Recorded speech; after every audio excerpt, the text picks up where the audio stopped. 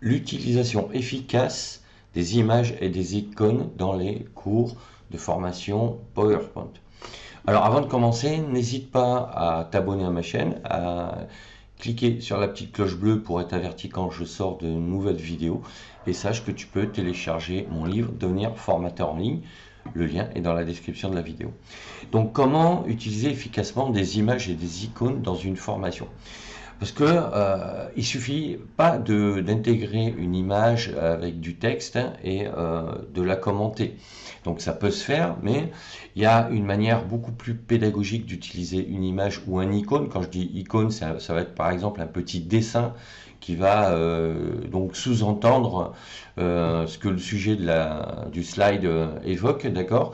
Et l'idée, c'est à chaque fois, comme ça, d'intégrer des images de manière animée, mais avec des mots également, c'est-à-dire du texte, mais qui va être synthétique. C'est-à-dire que tu vas utiliser, par exemple, si tu fais, je sais pas moi, un cours sur comment faire une tarte au citron, par exemple, ben, tu vas commencer par les ingrédients, et à chaque fois que tu vas faire apparaître un ingrédient, ben, au-dessus, tu vas faire apparaître le texte qui décrit ce que c'est. Si c'est de la farine, tu vas mettre farine. Pourquoi? Parce qu'au niveau pédagogique, on retient plusieurs éléments. On retient ce que l'on voit, on retient ce que l'on lit et ce que l'on entend. Et quand on parle de voir quelque chose, on va retenir du texte, on va retenir de l'image, mais ce qui va être beaucoup plus puissant, c'est d'afficher les deux. Parce que en fait, il faut que l'un confirme l'autre. Parce que si tu mets une image de farine, mais sans mettre que c'est de la farine, ça va peut-être pas être aussi évident. Parce que la première chose que va faire le stagiaire, il va regarder l'image.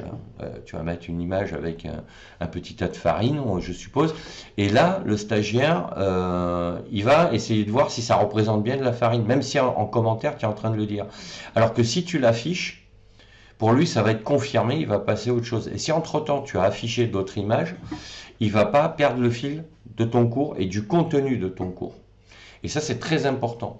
Parce qu'au niveau de la mémorisation d'une information, il faut que tu confirmes chaque image par le texte qui décrit l'image. Et il faut que ça soit très synthétique, sous forme de mots ou groupe de mots. Et ça, c'est très important. Et quand tu utilises plusieurs images comme ça, il va falloir aussi que tu penses que l'œil, le regard du stagiaire, c'est le premier élément qui va faire qu'il va mémoriser une information.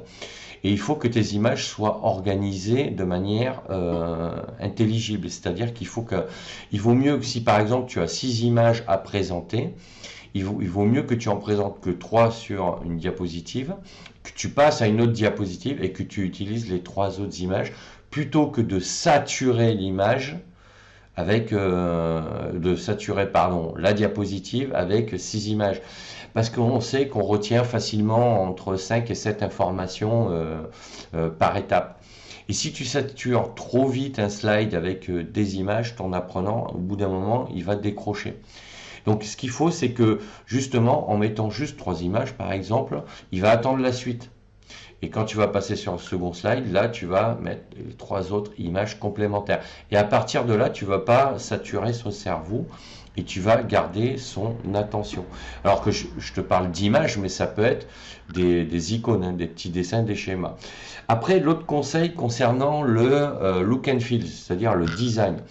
Si tu utilises des images, essaie de prendre des images avec le même look, avec le même design. Pareil pour des